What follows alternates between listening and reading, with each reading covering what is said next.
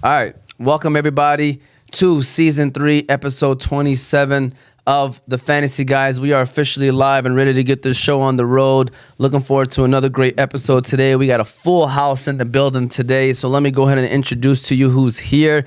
Starting off with the man in the back, the man with the plan, always doing his thing, his little big bro, Yusuf Thabit. Shout out to Yusuf Thabit.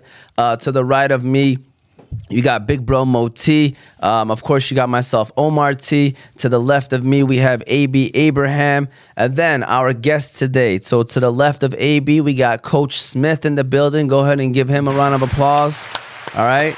And next to Coach Smith, I forgot, I didn't get your name again. CJ. CJ? Yep, CJ. So we got, can we call you Coach CJ or just CJ? I don't know about Coach CJ because Okay. I got a couple people want me to be on their coaching staff. So yeah, I don't want to. There you go. So we got CJ from Up the Score Films. You know, does his thing, man. Check them out on social media. Both of them, man, they do great work. And so, you know, this is something that was just meant to happen for a while now. Shout out to Coach Smith. You know, I've been following him for a little bit, and you know, he does a lot with sports. So, you know, we came up with the idea of, you know, hey, let's collaborate and do something together. So we're excited to have you guys here today. So we appreciate y'all for coming on. Before we start the show, though, I do want to say, you know, let everyone know how they can follow us. You know, starting off with YouTube, Oz Media 313, Facebook, Instagram, and TikTok, all under Oz Media. You'll be able to listen to the show later on Apple and Spotify podcasts under Oz Media. If you want to call in, there's a discussion you want to have, because today we're talking NFL, we're talking NBA, we're talking, you know, youth sports. So we're going to be talking about everything. The number is 313-306-1750. Again, 313-306-1750. Shout out to the sponsors, the Balkan House, Juice Box, Qahwah House, BC Adhesives, Specialty Medical Center, Hanley International Academy, and Unique Coney Island. Yusuf, let's go ahead and start off with Unique Coney Island, and then we're going to officially get the show on the road. All right, Yusuf, I'm looking for a place for some unique food. It sounds like you're trying to go to Unique Coney Island. It sounds like you're right. Unique Coney Island is famous for their original unique pita, homemade chicken lemon rice, unique chicken qalaba, shawarma, gyro, and much more. They also now have a rewards program where every 100 points you get $7 off your next meal. They currently have 2 locations, one in Sterling Heights and one in downtown Detroit. So if you're looking for a place that has unique foods, be sure to stop by Unique Coney Island. Yeah, I know. All right. We are officially back, ready to get this show on the road. I'm looking forward to, again, another great show today. Shout out to these fellas being in the building. We appreciate you guys for being here today. So with that said, Coach Smith, let's start off with you. You know, tell us a little bit about yourself, man, about the work that you do with the community. And, you know, you just told us you're coming from Kentucky. Yes, sir. So tell us a little bit about that, Coach. All right, man. First and foremost, Stephan Smith from Lexington, Kentucky. I'm a CEO, founder of National Youth Sports Group. And within that group, I have several like-minded entrepreneurs that share the same vision and goals that I do. Hence the reason why I brought my young brother here with me today. I moved up here to metro area probably about 3.5 years ago. 3.5 years ago. My passion is for the youth. As I told you off camera, pre-production is I'm a bridge builder, man. You know what I'm saying?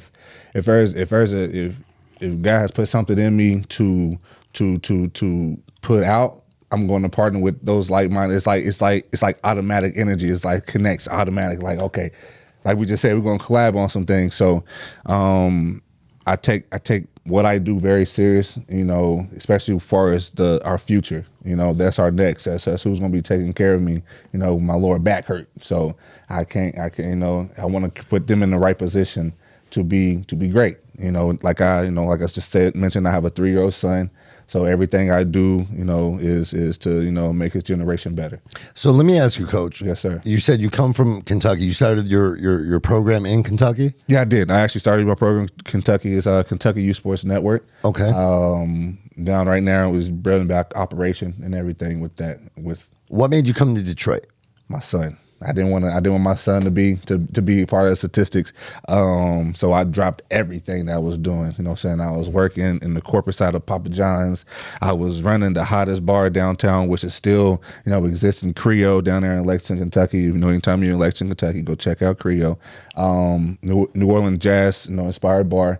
So I legit dropped everything that I was doing to be like, nah, like, and all her support, she came down there, she's from here, and her support was all back up here, and it was right during the midst of COVID. She's pregnant, she, have no family down there, and so she went back up there. I was like, oh no, that ain't gonna happen. You're following with. Okay. I'm going, so I legit slept in my car for 2 weeks. I went up there, I had a job, I did have a job, I was working once I got up here, but I definitely, I made it do what it do. There was no excuses. My mother was mad at me, like, I didn't want you sleeping in the car and all that. But I was like, it is what it is. You know what I'm saying? The things we do for family. Absolutely. Come on, man. Come on. For our kids and Respect. And CJ, tell us a little bit about Up the Score Films and what you do with that and all the work you do behind the scenes as well, man. So Up the Score Films was something I came up with the help of my mother. She so my story started when I was in high school. I was a junior in high school. I played football. It wasn't really something that I looked to pursue on the collegiate level. So my mom kind of asked me, like, what you want to do? You need to kind of figure something out because, like Steph said, don't want to be another statistic. So I just kind of took my lack of media coverage and kind of just said I want to create a brand that can kind of help youth athletes that either are top tier or either lower tier that can kind of be able to get that exposure that they need and deserve. So I've been able to do it for about, I want to say, 5 years now, going on 6 in July, going on 6 years. So I had a lot of people kind of help me navigate that world. And, I've been able to build a lot of relationships with players, athletes, coaches, and, with Mr. Smith as well. So what do you enjoy the most about covering youth sports and working with the youth sports? I just enjoy the reaction that they get when they see the clips or they see the highlights. Again, I work closely with a couple of athletes, so I work with their parents as well. So I just like being able to get that. I appreciate you for, looking at my son and, actually giving him the spotlight that he deserves. Because, again, Michigan media is something that's new on the massive level. You got the D-Zones, the Athlazons. Those are the more established people. But you got myself, Up the Score Films. You got Roll the Dice. And just a plethora of other people that's kind of just taking over the new media form, if you will. So. No, for sure. I agree with that. How about you, man? What's one thing you enjoy about working with the youth sports and doing all the work that you do? Pretty much, just, piggyback what he said is the reaction from them. Because me growing up as a kid, I wish I would have had the people around me that I have now. To like the highlight reels, to the podcast production, to like esports events, to whatever, and also to lift the burden off the families, the mothers and the fathers, and the grandmothers and stuff. You know what I'm saying? So, you kind of want to take off some burden off of them, knowing that their child is in the right position to do the right things. They have a mentor in their life to help them, develop properly. To go to our media program or go to our esports program to understand, to turn them into that young entrepreneur. So, I love teaching these kids how to fish. You know what I'm saying? So if you teach them a skill, they got, they can teach the next one, to the next one. So, but by that time, to the last person get it, the plan and foundation has flourished to be, something greater than what the main idea was. So it's just that the reaction from the families, and the relief that I get, from knowing that mom and dad is like, okay, I know my son, I know my daughter is just taken care of. Yeah, and I think, we're in a world of social media today, and what you're able to do for, the youth today and the highlight films and just the exposure, growing up, like Moti, myself, we grew up playing sports our entire lives.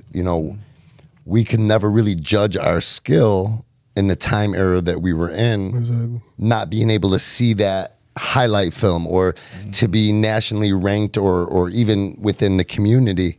Him being in Hamtramck and myself being in the city of Dearborn. You know, so what an advantage that is for today's youth. And, you know, I want to sit here and kind of clap it up for you guys for the time that you guys take to put in with the youth. And, you know, as you both stated in your opening segments, you know, not to be another statistic.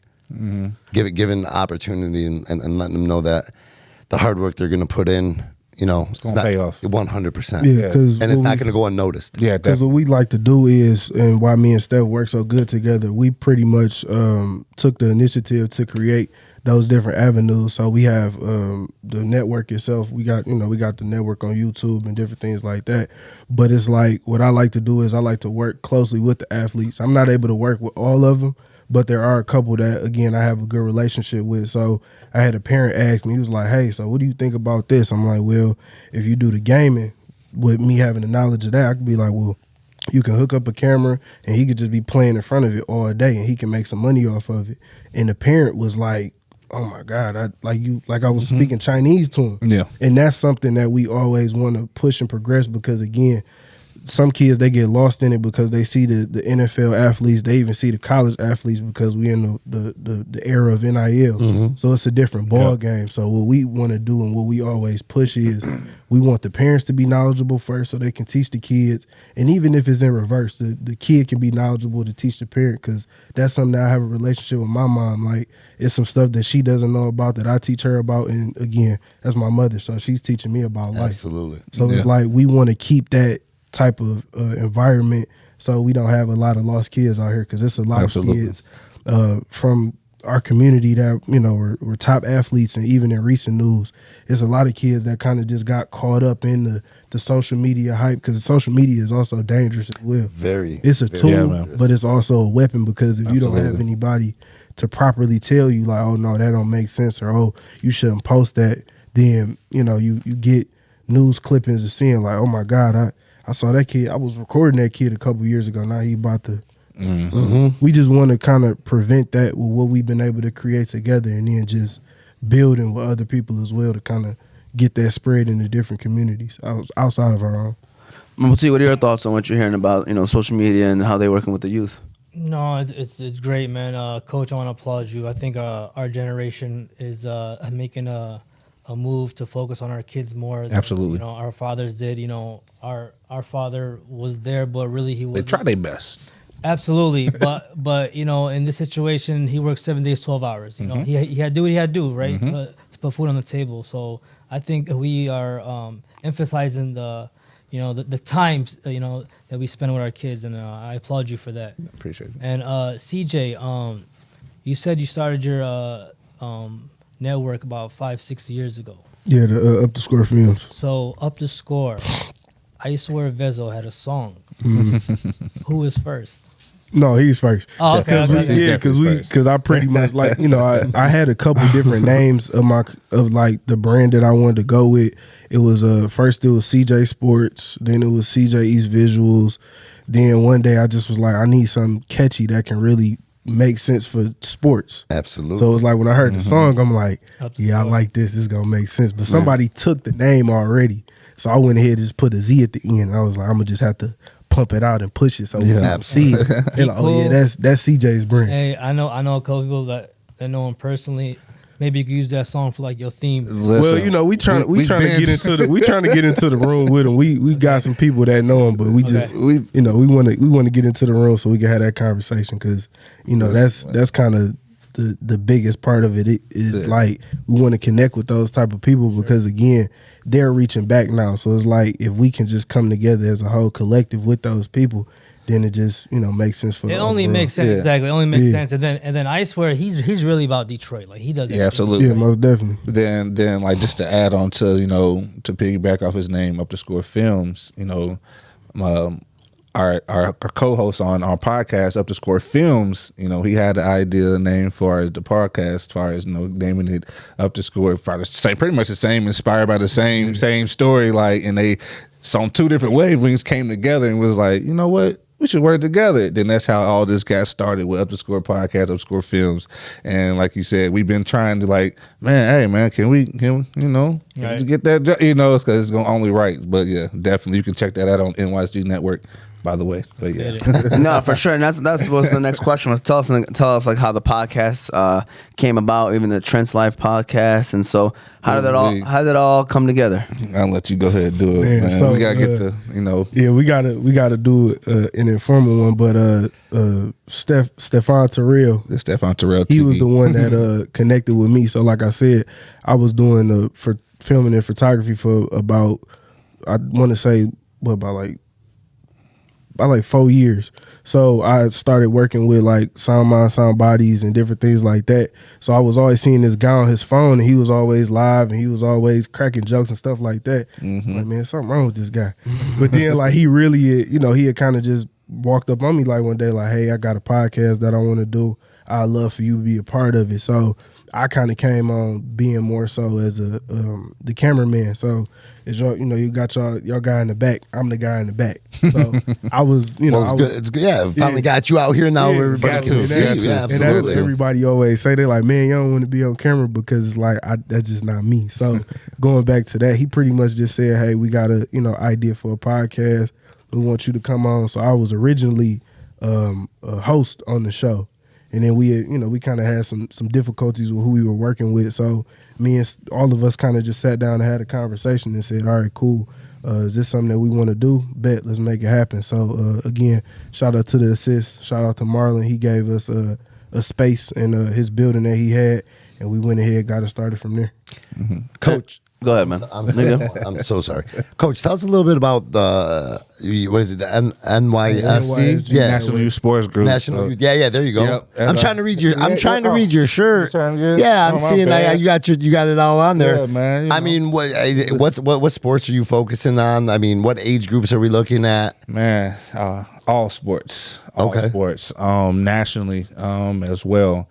It's kind of, I was prepared to explain what it was, but I just love seeing my young brother, speak about, watching him talk about his stuff. But no, I get it. I mean, no, I love everything about that. I do. I loved everything about that. But yeah, NYSG, it started down in Kentucky as a Kentucky Youth Sports Network, and the ideal of it was just to promote youth sports, as far as having events.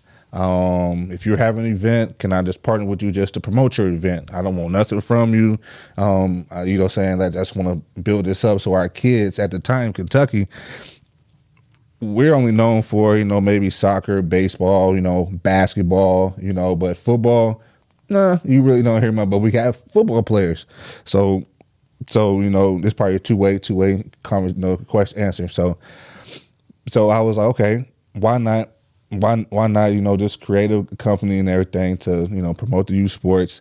Then I started like picking up, a camera, iPhone. I started picking up a gimbal and all that. I said, let me get on the field. Let me do some highlight, some little highlight clips to, just to talk about. Then it come about, I had a partner down there, Thurman. He was like, man, let's do a podcast. So I was like, man, it's all connecting together. So then why not take what journalist, some type of form of journalism, what I was doing. Being able to talk. Yeah. Being able to talk. But I like using the words, bro. Journalism. So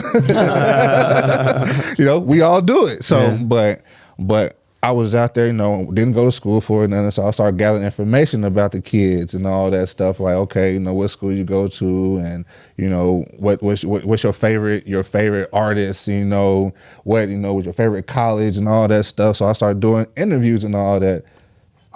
I wanted to be behind the camera. I didn't want to be seen. None of that. So fast forward a couple of years, I started having events. So I started noticing like, hey, I can have my own stage, to have my own rankings, have my own production, have my own this and have my own that. So then I started having, events. I having my 7-on-7 events, my lineman events and everything. And I was like, man, the lineman get no love, man. What's going on? So I was like, let me start. I got an idea for a lineman podcast, but it never popped off until I moved up here. So I fast forward moving up here to a whole different, COVID happened. It shut down everything. I was doing go-kart racing. I was doing boxing. I had boxing shows, football, basketball, soccer. I was getting on the soccer. Then COVID hit. Everything shut down. So figuring everything out, got the girl at the time pregnant. And then next thing you know, she moves up here. Fast forward. Now I'm up here. And I'm sitting there. I'm like, man, I can't just not let this, just Go away and slip away. Yeah. It was a clear sight vision, heard the voice, all that. You know what I'm saying? So then I used the same blueprint I was doing. I got out, started networking, and how I got in was I started coaching football up here with Southfield Falcons. And, even then they, how Detroit is, you know what I'm saying? They don't like outsiders. If they don't know you, I don't know you. You know what I'm saying? So it took a little minute. They kept spinning me. I said, you know what? I'm going to pop up in one of their praises. So I popped up and I seen my man, he, founder of Hitsville Sports, you know what I'm saying? Myron, he was like, oh, yeah. I was like, oh, no, I'm here. You didn't think I was going to pop up. So he was like, oh, yeah, you good. He started introducing me to everybody. So then we go fast forward to the season. I kept saying, this young kid kept going on just like, excuse me, okay, he got a camera. So, okay, he's filming youth sports. Okay. All right. So I started planting my stuff. And he said I looked like I didn't want to be approached, but I'm coaching at the time, man. So I didn't know what was going on. Yeah. So now coach the defensive line. So by the way, that's my position coach out there at Southfield Falcons. So I see him, whatever, next thing you know, we come together, had that conversation about Up the Score Films, Up the Score podcast, and all that. Then I was like, hey, man, I want to do a youth sports network, bro. Like you got this camera. I'm pretty sure you got a relationship with other photographers and videographers. Like, let's do this. Let's have a youth sports network, like where you can go to a bar, you go to a restaurant, you can change the channel, you can watch youth sports. If it's your team, if it's a team from Kentucky, if it's a team from Michigan, if it's a team from Texas, you can watch youth sports on the network. You know what I'm saying? Along with podcasts, along with, your ad commercials. So it's like a mini ESPN. So that's exactly what National Youth Sports Group is. So then I was like, okay, so I'm all about marketing and branding part. So I was going by the name, okay, nationally, definitely want to do it nationally. You know what I'm saying? It's definitely sports, all sports. Then, okay, the group, I got to start bringing more people in that's invested, like-minded, that understands the vision and the mission statement here. So then, my man, Kurt Dozier, Full Count, inner city baseball, he has some programs. So I was like, okay, that's a good start. Okay. Then I said, hey, he already got his media side going. So I started reposting stuff from him. Then started reposting Up the Score Films highlights and Black Bottom Media highlights. So I was like, okay, now we're starting to get traction. So now, like minds come together to fast forward to here we are now. Actually only been rocking for about a year now. So everything happened pretty quick, you know what I'm saying? So I've been up here for 3.5. It started blossoming about a year now. You ever hear of or try to reach out to I think it's Motown Sports Group? So I know that they have a big project coming up. It's going to be in Romulus, and it's really based on the youth sports. Okay. It's going to be like 400 acres. Yeah, oh yeah, they're talking about stadiums, tournaments, basketball, arenas. Like there's a whole thing going on. Maybe off camera I can definitely get you some talk about that. Mm-hmm. Definitely. Shout out, kudos to these fellas right here, man. They putting in that work with the youth sports, and again, we're here. If you ever need somebody to pop in, and give us some perspective on some of the stuff that's happening, we're definitely here to jump on. We locked in, man. Yeah, for sure, man. We want to open up, the bridge to y'all as well. If y'all got somebody that y'all want to, bring absolutely, on our shows, we would love to make this as big as it can possibly be. For sure. I love what y'all got going on here. Yeah, what I love about these two brothers, and then the way we're getting in age, that's our focus too. Like the youth, they got kids coming up. Mm-hmm. We have kids in this neighborhood. We have talented kids that might not know their options, might not know, doesn't have something like that, available to them. Mm-hmm. And to have something, reach out, even if there's a mimic to it or something that we can get going even within our area, or get you guys into our area. Absolutely, man. You know, I put my construction hat on every day, man. I'm a bridge builder, bro. and I love the fact you were saying that. That's why I threw it down out for there. Whatever, man. Yeah, we're looking forward to that. We're looking forward to what we have in the future. Hopefully, with anything that it comes to mind. So we already have some ideas that we were discussing even pre-show. So with that said, we're gonna run our next ad, and now we're gonna we're gonna dive into some NFL draft. It's coming to the city of Detroit. That's big news. In less than 2 weeks. So that's something we're going to discuss and see where the Lions can approach, what they're going to do. And then we might even dive into some NBA talk as well towards the end, because the playoffs are about to start. Yusuf, let's give a shout out to BC Adhesives, and then we're going to get all those topics rolling right after. So shout out to BC Adhesives. I believe it's very important for every team to stick together. And what I do here at Oz Media to make sure we are all one glue is I stop by BC Adhesives. Yeah, I don't know if that's what it's used for. Nah, Yusuf, it's not. But you can go to BC Adhesives for all your industrial adhesives needs. They do food packaging, book binding, product assembly, and many other industrial services. So if you're in need of adhesives for your business or having trouble with your current adhesives applications, you can contact them by phone 1-888-679-9825 or go to their website at www.bcadhesives.com.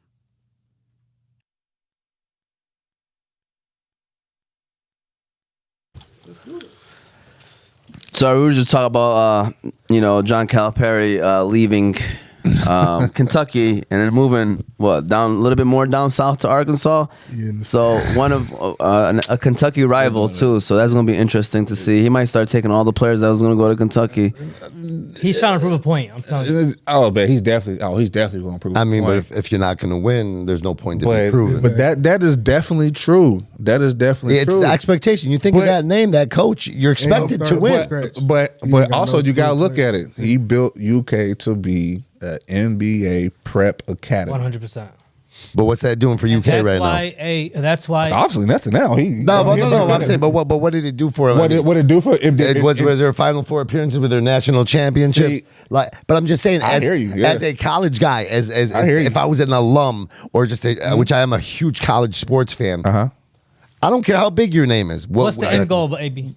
As a What's the end goal for you? If you're an up-and-coming high school basketball player. So as a player or as a fan? As a player. Okay. Well, as a player, the end goal. Well, I mean, you got to have, the end goal, you're right. We're going to skip to the end. I want to get to the pros. 100%. But while I'm in college, and that's what I don't like about college basketball. I don't like this one and done or two and done. And I don't like this whole fact of I'm going to go in and play for a year just so I can get to the pros. Right. Unlike college football or anything else, there's some guys that, hey, I want to come and win the national championship. Yeah. I want to be a champion on the collegiate level. From a fan perspective. See, as a player. Well, I'm talking from maybe an old school athlete perspective because we know what today's generation is about. You're right. I agree with you 100% on both ends. Yes, I do. I agree. They make so much money off me. I'm about to make my own. That's 100. Money too. But that's why the NIL came through. But you're right. I agree with you 100%. You are absolutely right. The end goal is the NBA, so it doesn't matter. You're right. Coach Cal, he should have. He was one to get those recruits because it wasn't about winning. It's a traditional school. You know what I'm saying? So it's a rich and the thing is, if I was a player just like all these young players, as a ex-athlete, it's like, man, of course I want to win national championships and get all that, but that's not gonna do nothing for me, but make my stock go higher. But at the same time, with me going to this school, eyes is already on me, so all I gotta do is just make my numbers. I'm out of there. You know what I'm saying? If I want to transfer, okay, I go transfer. I know I could be the man at somewhere else, but I want to work. I want to have the best of the best. I want to get trained by, by XYZ that comes in. By X trainer over at Rob Strong. Shout out to my man. I don't know where he's at right now, but you want to get all the perks of being that D1 athlete. Before NIL was NIL. But there was always an NIL. NIL. Yeah, it just wasn't. It just wasn't publicized. Hey, I seen check stubs. I'm just saying, all them coaches complaining like the NIL done ruined college come on, sports. Nick Saban, man, Thank you knew better, Thank bro. you. I didn't want to say the name. I'll say it. I don't know if man. Nick Saban He was watching. just in town, by the way. He He was gonna just. watch, man. He gonna watch. He gonna have to watch. Hey man, I'll tag him. By the Him, way. Debo, Because the thing is, Debo like, Sweeney to over your- in Clemson. Man, God. To your Come on, point, bro. it's like Or this Dabo, because excuse I've seen like the kids that were super duper big coming out of high school.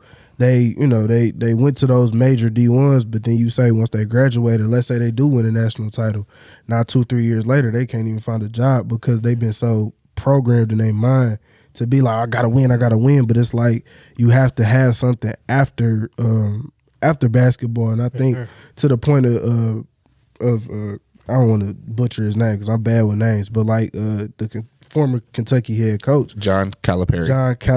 The John Calipari. No disrespect, but it's like he created a culture because what coach do you know outside of the 80s, the 90s, and I want to say even the 2000s? Like he brought celebrities to those. I lived through those. Like he brought those celebrities there to kind of give those kids a different type of perspective, and you got to think about how many NBA guys that he has in the league that are still playing right now that are top 10, top 5. But I want to piggyback off what you said. I don't mean to cut nobody off. I want to piggyback kind of off what you said before that. Yeah. You said a couple of guys who got so used to winning, for an example, this, that, and another, they didn't pan out and they ain't doing nothing. That's what kills me about college sports too. That's what I don't like about the one and done, right? Yeah. So you're right. Guys are going to college. They're getting recruited in Kentucky and Duke, and they're going to Michigan State. They're going to Michigan State, not Michigan. Not when it comes to basketball.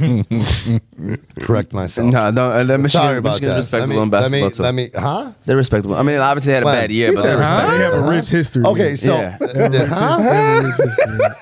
Okay, so Don't get 'em there's started. there's no maize and blue here. I'm a brother. state, I'm a state guy, but I can keep it real. I mean, Michigan's been playing well up until last year. You grew up on the Fab Five. I did. I was a Fab Five guy. You wore black socks too. Absolutely. Hey, that Baggy Fab Five shorts. era is different. I still Them Fab wear Five baggy OGs is shorts. different, bro. They think different. But even with the Fab Five, man, what are they, 2 year, 3 year? But my point is, I don't like how the college sports, especially when it comes to basketball. So now you're planned out for the NBA. You got NBA's rosters, what, 14 to 15 guys, if 15, that? yeah. Okay. 15. So there's not, NFL rosters, 53 guys, different positions, different players, more of an opportunity, baseball, hockey, whatever it may be. So what happens when you're going to college? You're going to this prestigious college, okay? And you're not there for 1 year. Okay, what is your backup plan? Are you going to go back to school? Are we wasting an athletic scholarship? A paid school? No, I get what you're saying. I know where you think I'm going with this. But what I'm saying is we have to take advantage of those opportunities. Absolutely. Yeah, most definitely. And that's what we have to teach the upcoming now is like you have an opportunity. This is an opportunity. Yep. Even when you do go pro, there's nobody says you can't finish school still. You can't go back and do, You can. And most universities give you that option to come back, and that's what University of Kentucky is one of them universities. Like, hey, you got a scholarship. Guess what? If you go get drafted, whatever, you can come back, take school for free. Really? You know what I'm saying? Yes. That's what's up. Yeah, there's a lot of schools. There's a lot of schools. Yeah, that, they're committed. you know, They're still committed to the education. They Absolutely still do that. Calipari, created that culture. So like with me living and witnessed it, like seeing the Tubby Smiths and the Billy Gillespie area, that was like the dark cloud area of UK basketball. Like players. Juwan Howard at You Michigan. feel me? You know what I'm saying? So we I'm sorry. I am so sorry for any Michigan fan watching. I He had am not. success, man. He had some success in his first couple. Oh, that's years. right. You're a Michigan guy. I'm sorry. Listen, he I'm did. sorry. You know dang well he was a Michigan trying to guy. change the culture. He was trying to bring that Fab Five culture back. You know what I'm saying? 100%. Like when LeBron went to the Miami Heat, we thought that was going to bring more action to the University of Miami. I'm a Hurricane fan, by the way. Yeah.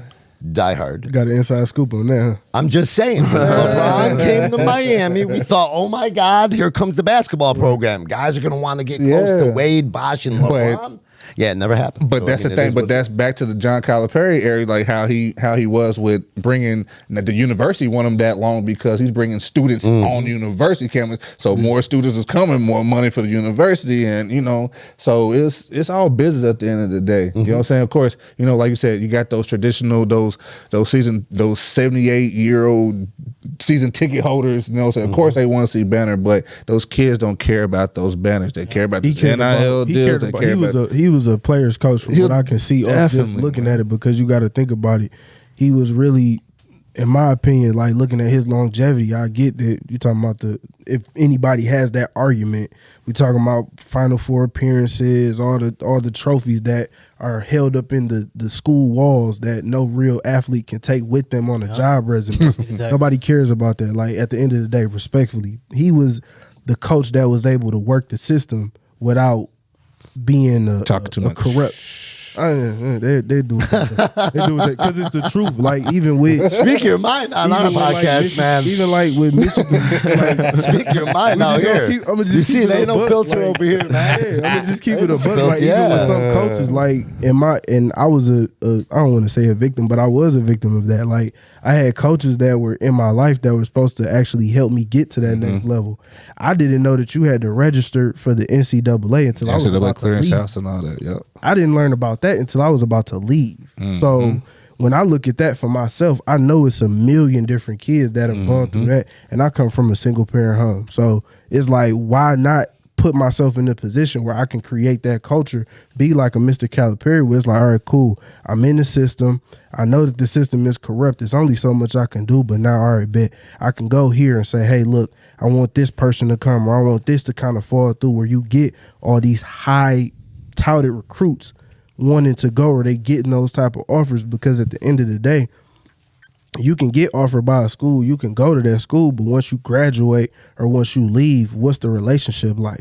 Are you gonna be able to go back to that school and be like, hey coach, I want to do this or do that? Like, not a lot of people, even like I said, even the pros go back and show love.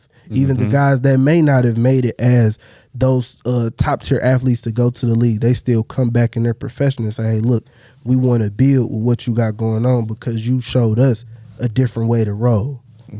Yeah, so I got a quick question for you guys. First of all, Justin Parker tuned in and said the Guyz, real life game changers. So he wanted to make sure he tuned in and said that. But quickly, I want to just quickly say this. If you, as a, I don't know if you do have kids or as a future parent, and everybody can answer on their as own a way. future parent. If you had to choose, let's say between, let's say your kid is recruited to play basketball Michigan. for John Calipari or like a Mike Krzyzewski, who's obviously a great coach, but he's retired. But I'm just saying, like a coach like that, or you can say Tom Izzo or somebody like that. Like, which route would you take? Would you want him to go play for a guy that's obviously is going to maybe prepare him well for the NBA, or you want him to prepare him for a guy that maybe does a better job with the X's and O's, and he'll have a great college experience, and you'll still get exposure, but that's not their top priorities to maybe prepare you for the NBA, but get you that great college experience. Are we speaking from like today's parent, like today? Like you as a parent, today, right now. Okay. Oh, okay. It's easy. How many NIL deals y'all got over here? It's even. It's even. It's even. Dead I'm red going to straight. Calipari off top, only because I know, Coach Izzo, no disrespect, I know their networks are huge, but at the same time, the NBA can, saying, I'm gonna probably go Calipari because of the brand. Okay. Probably because of the brand. How about you, Mo? See Yeah, blue. I'm definitely going Coach K because of the brand. Because Coach of, K, Calipari? No. Oh, Coach K, my That's good, yeah. There's Duke- only one Duke- Coach K. Okay. Only I one. mean, because it starts with a C. I know. Doogies. Yeah, it starts with a C. It starts with a C. Academic education. Yeah, it starts with a C. I just wanted to make sure we weren't talking about Dookies. But they call them, I like it. Yeah, I mean, because of the brand, because I think Coach K, what separates him, probably Coach Izzo has this too, but they also build men. They do. You know what I'm saying? So I Their would, philosophies are pretty much, I would want them to be prepared for life, not after That's- basketball. So I'll go Coach K. Just quick. I'm going exactly what Moti just said. I mean, when you got the three coaches, for example, that you just named, reputable, can get guys to the draft, that can do things that can make you better, whatever it may be. Whatever coach is going to make my child more set for the future in life, is where I want my child to go. And That's who I want to influence my child. Right. You know what I mean? Outside of the X and the O's. Well, I'm just saying I'm going more on that. And now, you know, if it was straight up, okay, which guy do I want to have my son? Because I want my son to sign that contract and I want the millions and millions of dollars. I hear and respect that. I'm speaking from on today's mindset of Coach Smith, as far as my son's gonna know. He already been taught all these different avenues of entrepreneurship. You know what I'm saying? No, I hear you. So it's like, and truthfully, if I'm being realistic, it's gonna be wherever he wants to go. Where you want to go? Where do you want to go? Yeah, you know what I'm because- saying? Because realistically, you're right. Now, where you want to go? Yeah. Coach is right. Because nowadays, because we talked about it earlier, that fathers these days are more involved in their kids' life. So they're already building that discipline, those manners, those responsibilities in the child already. 100%. But I'm gonna sit there and throw out to you too, though. Yes, that's all great, but you guys are gonna know, and I'll even go and I'm gonna just assume you're the youngest one of the group, right? Yeah. Your father, your mother, everybody can have that effect on your grandparents, your family, but you guys got to remember 50% of the people 50% of what your child gets is from his peers as well. Yeah, okay, absolutely. It's from other people. So yes, we can bring them up a certain way to the way we want them, and we can bring them up right, knowing that we've succeeded as parents to bring our child up right. But there's other influences in their life. So when we get to that point, that especially that turning point, you said it yourself at 17, right? 17, 18, 16, you're at that turning point, right? So you got one influence, you got another influence, you know what I mean? Your coach, you look at a coach, because we teach our kids, you're going to respect your coach as you're going to respect your father. You're going to respect an uncle. You're going to respect an elder.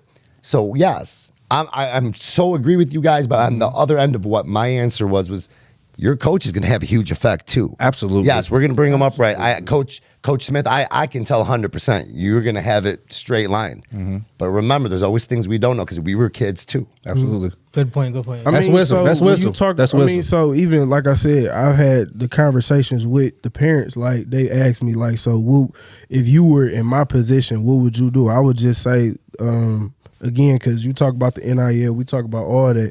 It's always a flip side to it, because you can't have those dads that want them to go to these prestigious universities only for the money.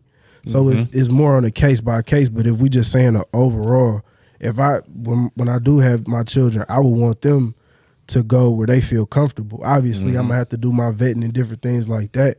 But at the end of the day, once you leave the nest, as my mother likes to say, you on your own. So everything that I've taught you, you should be able to make a sound decision. And if you need some help, I can't be on the phone to call you and different things like that. But at the end of the day, it's just like if Steph say, hey, I want you to babysit my son, it's my responsibility to make sure his son is okay. His son is just exactly how he gave him to me. And maybe if we do have that type of relationship where I'm like, all right, cool, little cuz, you could do this or you could do that, I can give him some tidbits and different things like that.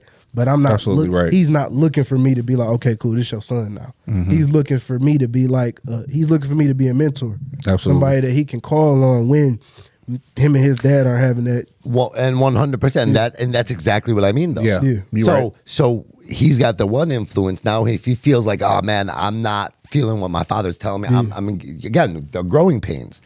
He's gonna come to you because he feels more comfortable with you now. Now you're another influence in his life, same as a coach. How many of these NBA players, NFL players, Moti, Omar, when you guys are watching these films, when they get on these podcasts, like I said, I brought this up on the last podcast with Coach Abe.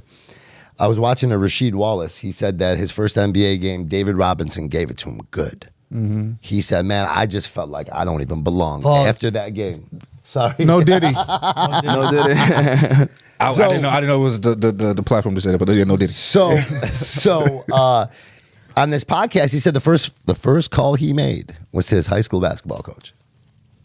Yeah. You know what I mean? And that's the type of that's what I'm trying And I to get those calls. That's the thing. And I get those calls. And that's bro. what I understand. Like I said, that's and wisdom. me, Yeah. With definitely. that, I would be entrusting my son, right? Definitely. To go play on your team, coach, knowing that Coach Steph is the one that's there. Definitely. And he's not just focusing on that sport, right? Definitely. He's focusing on molding my son as a man. Like Well, you said, even- you I get those. You teaching him how to fish. Absolutely. Even to your point though, like some Facts. parents don't really have a relationship with the coach. Like that's like a unforeseen lane, because in some cases the parent don't even know what the coach is. So is that the coach's fault or the parents' fault? I mean, it's not about fault. It's just about who wants to take accountability for it. So, like, you could say let's just say this. Let's just say when we were doing what we were doing, right? Mm-hmm. If I never said, "Hey, this is what I do," then we wouldn't be sitting here right now. So would it be? So if somebody else did it, and we've heard that comment before, like, "Oh, it should have been this way or that way." Is that my fault because I didn't come to you and say something, or is it your fault because you didn't come and say something to me? Like, I was raised by my mother. So my mother taught me, if you can't make a sound decision by yourself and you gonna always be relying on somebody to tell you what to do, you're gonna always be stuck in the same position. Because again, when we had our initial when we had our initial issue, they had came to me because I posed the issue like, hey, this don't really seem right. Like, what is it that we want to do? And they entrusted in me to get that done, because we literally had this conversation in the car. Like, if I never said anything, we wouldn't be right here right now. It would be we still trying to figure it out, or again, I'm not taking any shots at anybody, but our group, National Youth Sports Group, we're trying to set a foundation for everybody else to build up. And we build with the Oz Medias, that we do stuff that Oz Media doesn't do. Oz Media does stuff that we don't do. But we had to create the platform to be able to even get it done. So Just had to get started. Yeah, when you do have those conversations, it's about communication.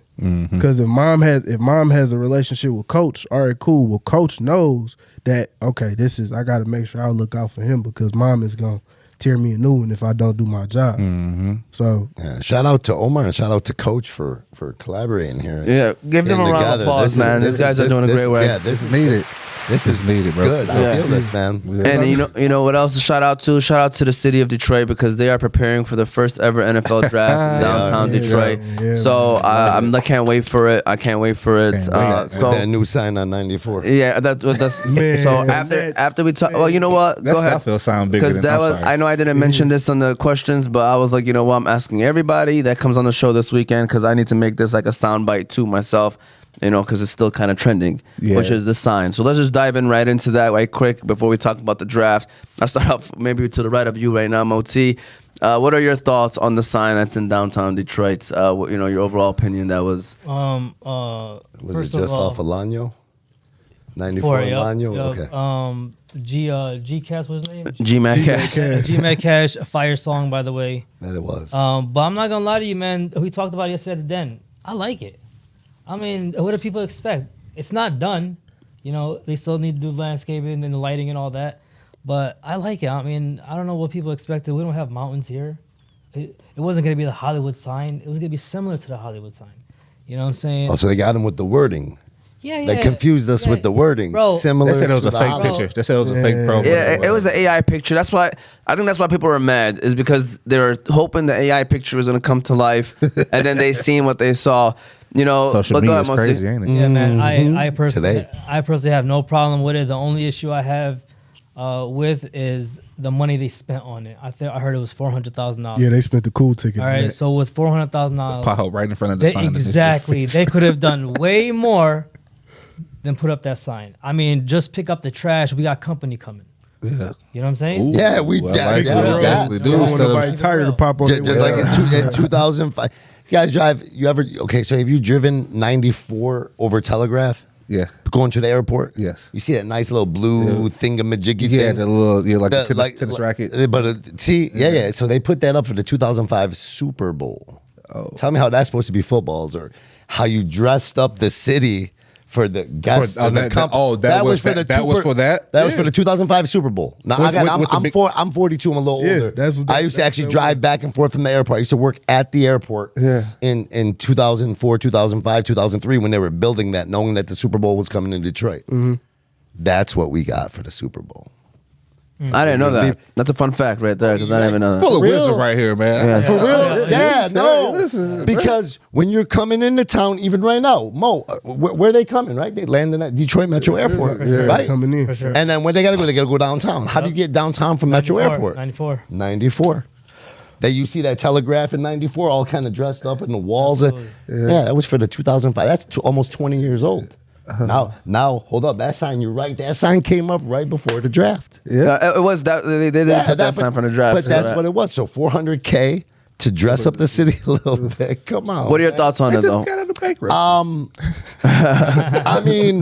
I mean, I don't know location wise because I'm obviously from the city. I'm from that area. I mean, I don't know if that's the best location to welcome again. Now, I just made sense of it without trying to. It's coming from the airport. I love the Newport sign comparison to it. Okay, yeah, Newport. Yeah, like the Newport cigarettes. I like. Let me wait till it's done. Moti said it ain't done yet. Yeah, they got to dress it up a little bit more. Let me wait till it's done before I really pass judgment. Kentucky native, see this sign? Is it embarrassing? Oh, it's not embarrassing. It's cute though. Oh, that's embarrassing. Yeah, no diddy. That's yeah. That's if you call it cute, then it's embarrassing. You know what I'm saying? We were not shooting for cute. But thing is, you know, let's see what it looks like with the lights, the landscape. Because I'm a landscape guy. Let's see what kind of design they gonna put on, what kind of plants they gonna put on, what kind of, you know. But I ain't gonna lie. I think it could have been a little bigger. You know what I'm saying? Like just a little bigger. But like you said, that ain't much space. Yeah. You know what I'm saying? But could there have been another location? Maybe. Yeah. I don't know. But hey, it's all right. What you think, CJ? I mean, it's cool, but I feel like you were just saying, they spent $400,000 on the sign. Like, I get it, but it's because I'm from the city, so it's like you see how it looks. It look crazy. It's starting to get where it's supposed to be, but it's just like if you can spend that type of money on a sign for how long they gonna be here for? What? 3 days. 3 days. Four The days. weekend. Some for a week. Some for a week. 5 days. For a 3-4 day event, you spend $100,000 a day. That's not really. I mean, it's cool, but it's not like once they leave. Then what? I always look at once it's over with. Like you can put paint on a rusty car that got a bad engine. It look pretty, but as soon as you pull off, you literally are stopped. Like the bridge going to the airport. Yeah, like, Omar, what do you think, man?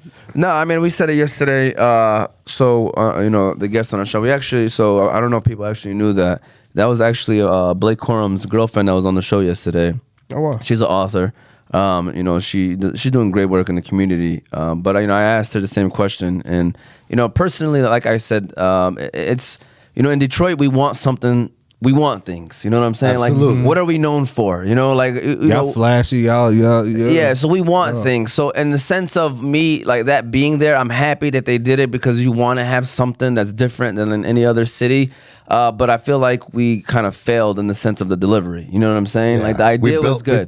We built up that expectation. Yeah. The idea was good. The delivery was bad. But I mean, overall, it is what it is. Like, it's just going to be something that, another one of those things where everybody's going to get over after a week. Maybe we take a picture of the bridge that's over there off a Telegraph, right? And we take a picture of this sign.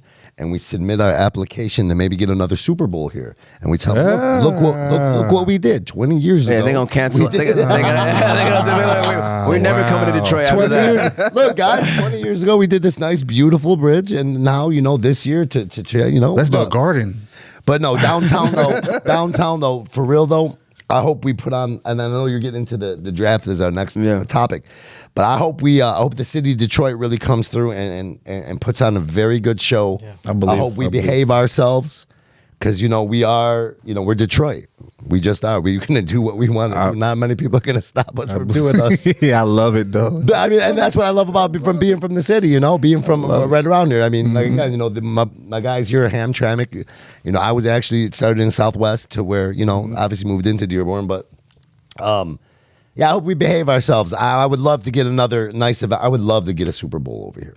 I mean, that'll be nice. What Gilbert and Rocket Mortgage and all them did, and the way downtown has really, really came up in the last 10, 12 years. From the time I came in, it's like it's we've really. You know what, AB? You will be getting a Super Bowl here, and that's going to be next year in February when we are in the Super Bowl, and it's going to feel like a Super Bowl atmosphere. Die-hard Lions guys here. This year's draft, which is my next question, is the Lions pick number 29. They have 7 draft picks this draft. And they are set up in a great situation. This is the first time in many years. I know you laughing. All right, this is the first time in a lot of years, as far as I can remember, where the Lions are an opportunity to get the best player available. We set ourselves up to where Who did you root for? I understand. I'm These are laughing. Bengals. I'm laughing because I understand. I'm laughing. Understand. Y'all gonna end up better pick a kicker. Stop. No. Matt Not Miller's at gone. 29. Listen, we've had those. Listen, and I'm with you, but listen, this is a new era. I'm even bought in a little bit, man. Since the It's like I'm talking to myself right now with the since Bengals. I'm listening. since we had Sanders, since the jersey number 20 and Sanders was on the back of a jersey, I'm telling you, I ain't like the lines. I just don't believe in them. You know.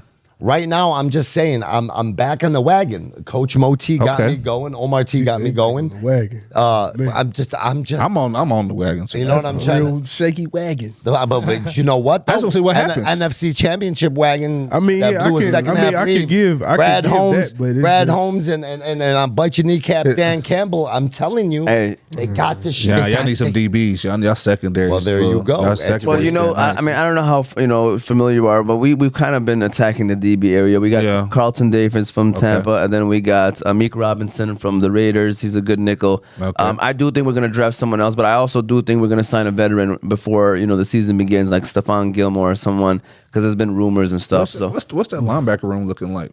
Solid. It's I know it's pretty. Yeah. Malcolm it's whatever. Rodriguez. Our line is good. Our linebackers group is good. I mean, if you're talking about needs, Jack Campbell. I think it's corner. I think it's safety. I think it's Yeah, another. secondary. It's another lineman. help in the secondary. It's maybe Okay. another defensive lineman. And I do think we need one more weapon. I do Okay. think the Lions are going to get another weapon. I use. need I a use. veteran T. wide Higgins, receiver. man. Oh Nah. my God, that was Nah, so you got a lovely. good. Y'all got a He solid. Y'all got a expensive. solid. See, you be a Lions They fan gotta get now. one more, Not man. be I'm a telling Lions you. fan, but I'll Because be right at now- Ford Field every Sunday. First of all, you you said take- y'all guys. Who you? What's going on? I thought you said you from Detroit. That don't mean nothing. Who's y'all guys? Look, he Who just you- hopped in the Yo, man. Who's your team? I like the Ravens because I was a big Ray Lewis fan. So That's my man. before anybody that's say my Lamar guy. this, Lamar that. No, I Ed was Reed, a Ray fan Lewis. Oh, when yeah. Ray Lewis was there because I'm a defensive guy when I play football. So let's make that very clear.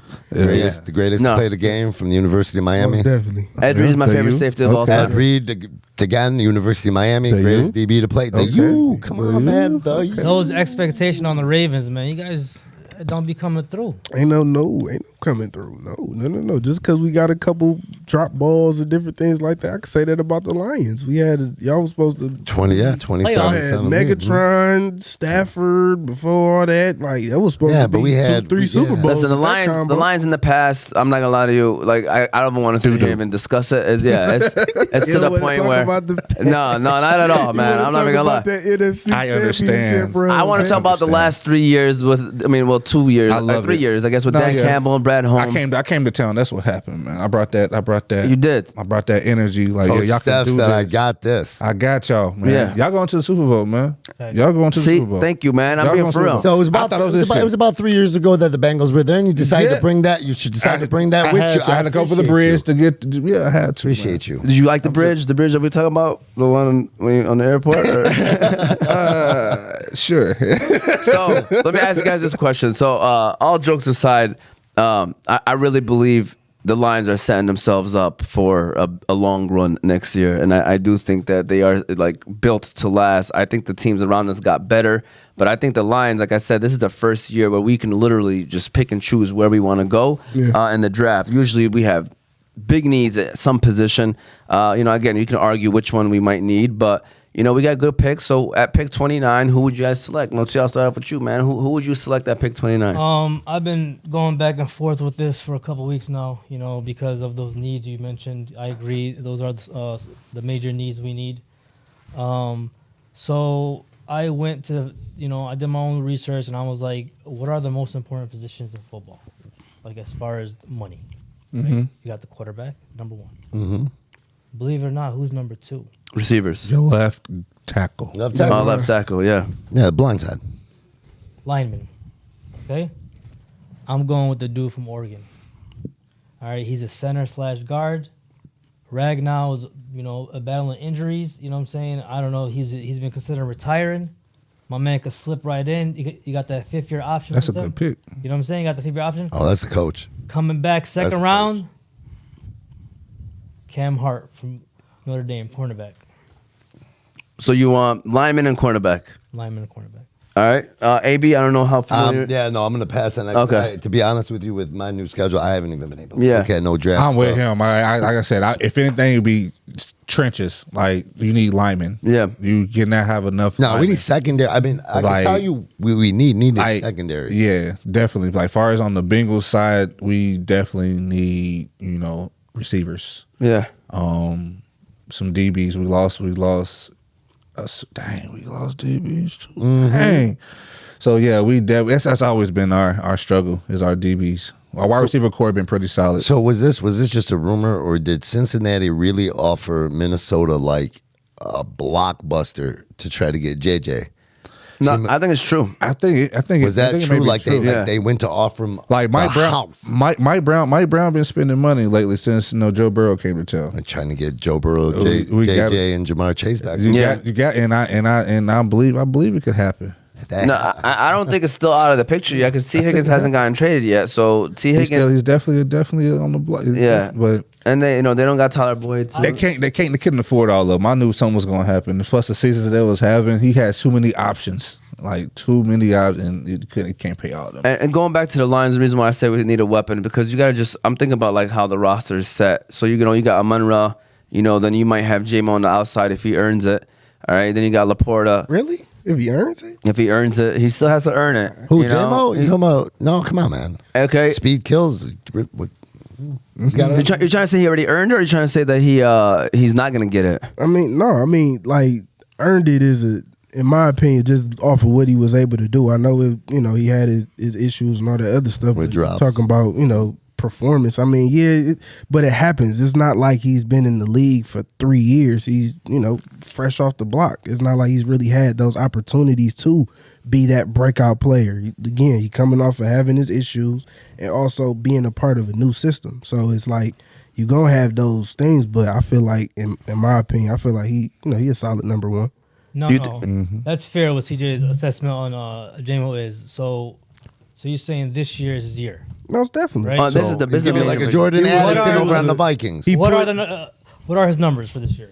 I wouldn't be able to give you the Well, I statistics. guess could the- just look I at would say 60 catches, 800 yards, and 6 touchdowns. He's not, 60 catches, He's not how number one much? then. Yeah, he's not number 800 one. yards and 600. Amon Ra still's getting. No, Amon-Ra is for sure He's our- getting that 100 receptions. He's getting 1,000 yards. But Laporta's going to be your number two.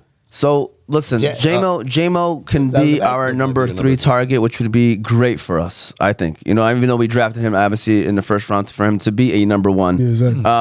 If he's our number 3 targets, because I think Laporta is going to be our number 2. But right after that, it's who's next. Like we need depth at that position. We got Donovan Peoples-Jones, but to me he's a 4. We forgot about St. Brown. Don't y'all still got No, so we got St. Brown's number one. One, Number one. and then you He's got going to have your 100 catches, 1,000 yards. as a receiving room, we got 10, 15 1. touchdowns. J-Mo could be the 2.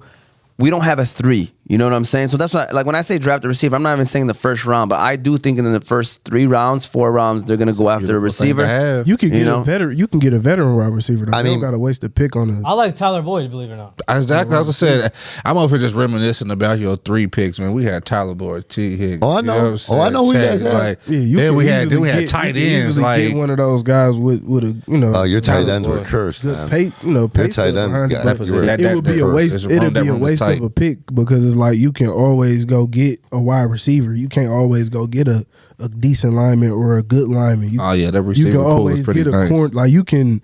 Those are the positions that you can always rotate. In respect, you can rotate a wide receiver, you can rotate a running back, you can rotate a secondary position. You can't really rotate too many interior guys because they always Yeah, linemen don't come out the field. Yeah, so it's like So my answer though for the 29th pick is I know there's like a DN from I believe it's from UCLA. I forgot his name. Definitely want him, but believe it or not, the guy that I would not care if they take him in the first round at pick 29 is Mike Sanderstill from the University of Michigan. I'm telling you, I watched him film, and I'm not gonna lie to you. I think he is gonna be a dog. He played I the think nickel. so I'll take him, Mohamed. My man, we saw my man from the Raiders. I'm telling you, Moti, I you like take him a nickel lot. at DN? I mean, if the DN is available, I'll take the DN. That's why I mentioned that. I No, would he's rather. saying he take the nickel as a Okay. corner. With lines need secondary. Yeah. So you gonna We get that guy definitely smushed. need secondary. No. Y'all might have that person on the roster already. Brian Branch. You already got all it takes is Brian Branch. one play. All it takes is one play to get that spark. Y'all got that guy. True. Listen, I'm telling you, I think, well, first of all, if we go defense, we go defense. That's the whole draft. I think that's where we're going to be leaning towards. Want to get maybe one more target. I do see what you're saying. Y'all better offensive lineman. That's what it's coming down to. It's just hard to want to offensive lineman, man. It's hard to see that as a draft. Was it coming to Detroit? You know what I'm saying? I'm telling you. You know what I'm saying? offensive line coach, But even as a wanna first make rounder, sure I that mean, in the second, third round, if you you can don't still have a- find a half decent offensive lineman to come Yeah. through. You know, If you what I don't mean? have a line, At first you're not pick in able to Detroit, get- you know we want to go crazy, man. This is what I don't get about when we get to the pros too. You know, in college, you figure you're supposed to do this too, but you're supposed to coach up these players, right? You got to. You got to. So I mean, if you find it, even if he's a little bit of a raw talent, he's got the size and the strength. Like I said, something A on little the bit of roster. You know what but this is my point though. You find a good second, third round guy. You know what I mean? Yeah, right. What you gonna do when you bring him in? Your coaching staff not good enough to bring this guy up? Like you said, you're the D line coach, for Right. example, right? Yeah. I got my son. I'm putting him with Coach Stephan. I want him.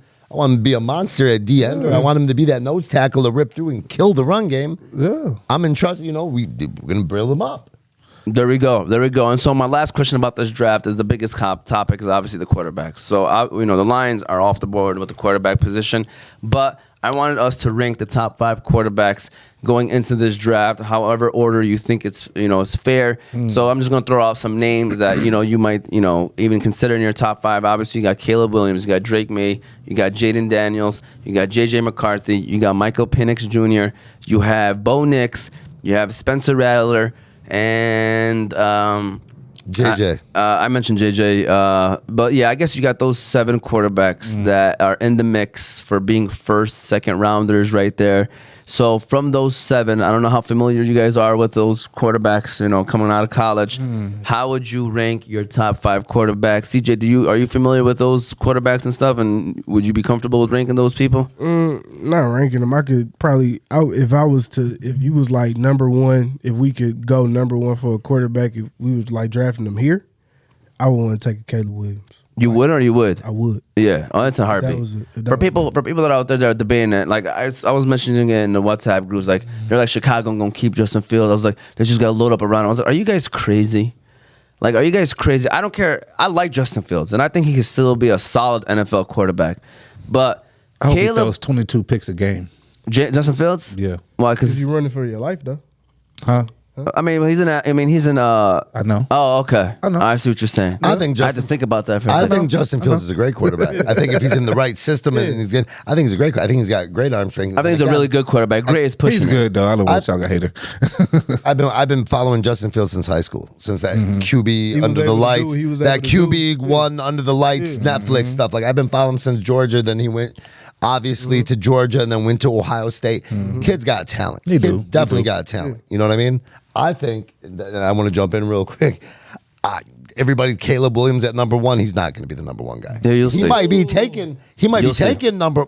You want to say Caleb top 5? Williams will be. Jaden Daniels is going to be better than him in the pros. Drake Main is I going to said Drake be would go before him. Main's going to be better than him in the pros. Okay, Yeah. I love guys that can scramble and Longevity. move and stuff. Okay, he can throw a little bit on the run. Okay, Yeah. listen, what has it done for Bryce? What's his name? Bryce Young in Carolina. Yeah. Let me tell you something. Caleb Williams is not going to be the best quarterback in this draft. Caleb Williams No. will be the best quarterback in the last 5 years I don't think in the so. NFL. I don't think so. All right, Ooh. Caleb Williams I don't think so. is going to be a beast in the We got NFL. us, team. how But that's many- what I you love had about to- That's why we sit you here. had to We got a lot remember, of, man. MVPs in Baltimore. I don't want to say that. Yeah, That's gonna be Lamar. hard. That's going to be hard. The only quarterback that's going to be better than Caleb Williams coming out since these last few years is only Patrick Mahomes. Okay, Really? So he's gonna have Caleb he's gonna have a better year than CJ Stroud had out in Houston. Well, see, CJ Stroud had a monster year, and I'm not going to Well, argue you that. just said 5 years, so Okay, but I'm talking about give it.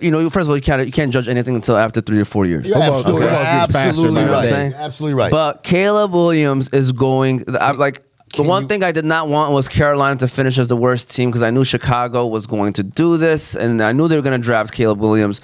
We're going to have to deal with him for the next 10 to 15 years, but he will be great. So let me ask you a question. You said it takes 3 to 4 years, but what happens when you get ruined in your first year?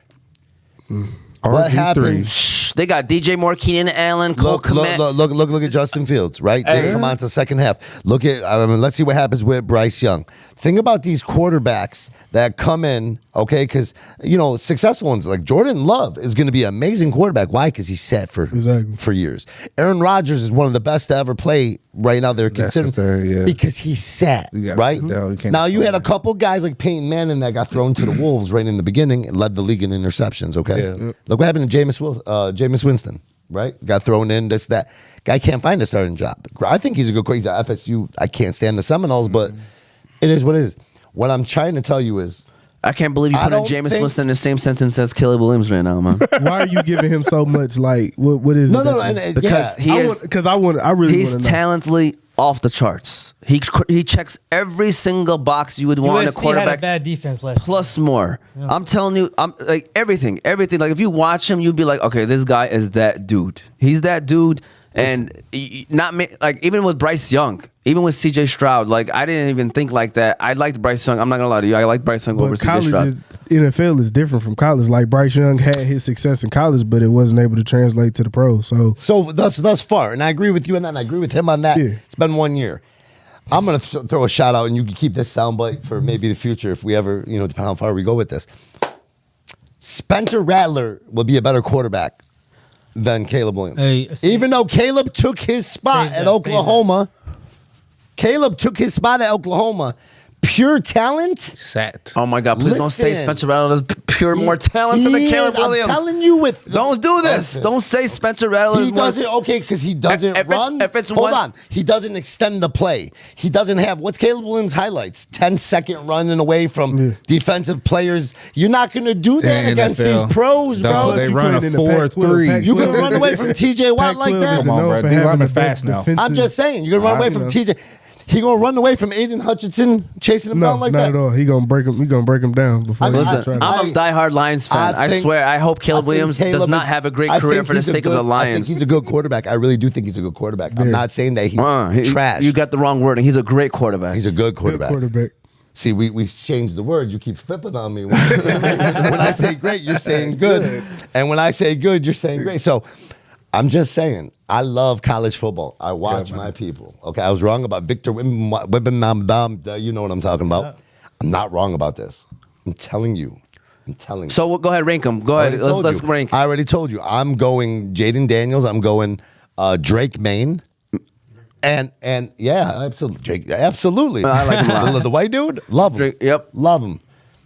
And to keep him happy because of where the draft status is going to be, well, we're going to throw Caleb Williams. No, Rattler. Yeah, you just said. Yeah. You mean overall? Yeah. I have other guys over Rattler. Okay. I'm going to tell you who's going to be the worst of all these quarterbacks that you named. JJ? 100%. But he's going to get drafted first because we're in Detroit. He's going to get drafted. Not first. He's going to get drafted. But he's going to get drafted. JJ's not that guy. Earlier than he needs to be. But I don't know, man. Okay, so I got a text message. We're going to keep it anonymous. Tell Omar Caleb Williams is going to be a bust. Oof. Anonymous. Billy Buckets. No, first of all, no, it's not. Billy Buckets don't watch football. That's right. You know what I'm saying? He's right though. He has Instagram. Yeah, Billy Buckets. Yeah, he don't watch football. But just want to let you know, whoever that anonymous is. Well, I was going to say it's hot. I was going to say it's him. I know it's him. Okay. All right, I knew it was him. It's my guy. All right, for you guys, we watch college football. It's the same. It's the same craziness because we could rewind back when the draft was happening for the NBA and people were saying Victor Wembanyama was going to be a bust. I couldn't believe it. I couldn't believe it. I'm own up to it. A bust is such a strong word. I'm own up to it. Sometimes people something got it.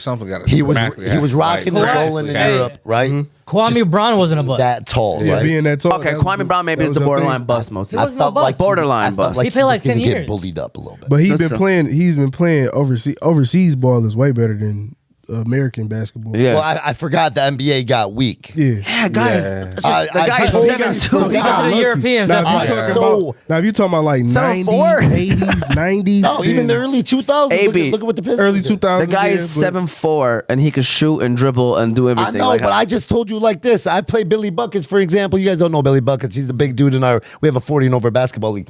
So I'll play a guy like Billy Buckets. I'm 6'1" on a good day. Right. On a good day. Right. Okay, and I even lost I lost some weight. Yeah. That's right. Do I look good? You looking good, man, Do I by look the way. good? I like that. Yeah. You look good, I look bro. good. Yeah, I see, lost I a see. little bit of weight. But my man Billy Buckets, what would you say? 6'4", 6'5", 6'6", maybe? It's a big dude. But he's a back to the basket kind of player. But Victor. here's my point. If I can put somebody up and use my football background, my balance, and know like I was an offensive, defensive line going at it all, if I can play tough with him, you're telling me you bring a guy that's 7'4" against the guys that are 6'9" and 6'10" that have a lot more body weight, maybe bully him up a little bit. But like I said, in my league, they let us play. In the NBA, we got to protect the money. AB, it is entertainment. AB. Sorry. You was on the Ozempic? Huh? You was on the Ozempic? No, what happened is I just didn't eat. Like when I go to work, I'm I just don't. playing. But yeah, Go man, my rank 'em. top 5. I mean, I'm not gonna lie to you guys. I agree with. I'm 100%, man. Caleb Williams is gonna be a stud. I'm gonna go as far as even give him a Sufi. Yeah. I love that guy. I love that guy. There you go. You know?